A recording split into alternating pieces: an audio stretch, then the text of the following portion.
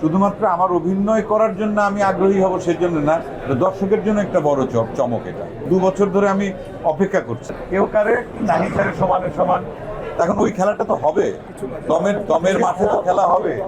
অনেক ধন্যবাদ এবং ভালোবাসা। এই কাজটার জন্য আমাদের প্রায় 2 বছরের প্রস্তুতি শেষ পর্যায়ে, এখন কাজটা শুরু হচ্ছে। অনেক ভালো লাগা, অনেক অপেক্ষা, যেরকম দর্শকরা অপেক্ষা করছেন, আপনারাও অপেক্ষা করছেন। সেই জায়গা থেকে প্রথমে আপনাদের কাছে দোয়া চাই আমরা সবাই, আমাদের টিমের পক্ষ থেকে, যে আমরা যেন দম নিয়ে দমটা শেষ করতে পারি, এটা একটা।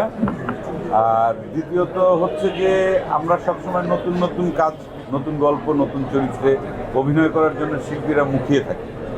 তা এটা একটা বড় সুযোগ রেদওয়ান রনি সে আমাদেরকে দিয়েছে, বা সাথে প্রডিউসার শাকিল ভাই আছে, বা যারা যারা আমাদের পেছনে আছেন। তা এটা আমাদের জন্য চ্যালেঞ্জ। অ্যাজ অ্যান অ্যাক্টর হিসেবে আমি যেটা বলতে চাই, নিশো অসাধারণ একজন অভিনেতা, পূজা চেরি অনেক ভালো অভিনেত্রী, অনেক জনপ্রিয় অভিনেত্রী। তা আমরা তিনজনেই প্রথম স্ক্রিন শেয়ার করব, এটা আমাদের জন্যে এই সিনেমাতে একটা বড় একটা কাজে, এটা আমাদের জন্য কিন্তু চ্যালেঞ্জ। এবং খেলাটা কিভাবে হবে এটা আপনারাও যদি একটু আন্দাজ করেন, সেক্ষেত্রে আমাদের চেষ্টার কোনো কমতি থাকবে না।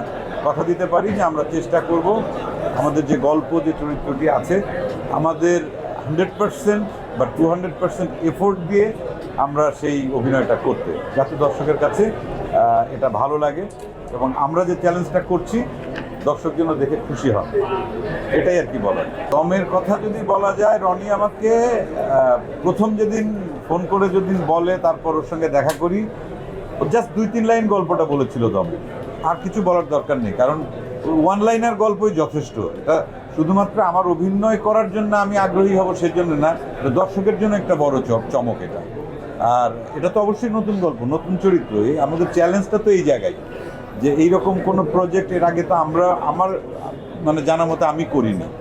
আর ওই যে আপনি যেটা বললেন যে একটু ভালো প্রজেক্ট পছন্দ করা, ঠিকঠাক প্রজেক্ট পছন্দ করা, এটা অবশ্যই ঠিক প্রজেক্ট, সেই জন্যই আমি এই কাজটা করতে, এবং 2 বছর ধরে আমি অপেক্ষা করছি, এবং নানানভাবে আমাদের শিডিউল জটিলতা হয়েছে, মেলানো, কিন্তু ছবি তো ছাড়িনি যে না এটা কাজটা করতে হবে অসাধারণ কাজ, এটাই। এই উদ্যমটাই আসলে দমে যুক্ত, সেটাই।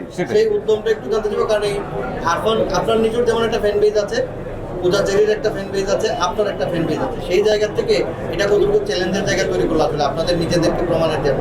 চ্যালেঞ্জ তো আমাদের প্রত্যেকটা কাজে, আমি ব্যক্তিগতভাবে মনে করি যে প্রত্যেকটা কাজই আমার কাছে চ্যালেঞ্জ। আর সেক্ষেত্রে যখন প্রোফাইল যাদের এই অবস্থা থাকে, প্রত্যেকের চ্যালেঞ্জ কি পরিমাণ, এটা মানে নিশো লাস্ট কতদিন জিমে যাওয়া হচ্ছে, ওই কদিনে 14 কেজি ওজন কমিয়েছে এই চরিত্রের জন্য। তার মানে কেউই ওই যে কেউ কারে নাহি কারে সমানে সমান। এখন ওই খেলাটা তো হবে, দমের মাঠে তো খেলা হবে, দমটা রাখতে হবে, এটা ইটস এ চ্যালেঞ্জ।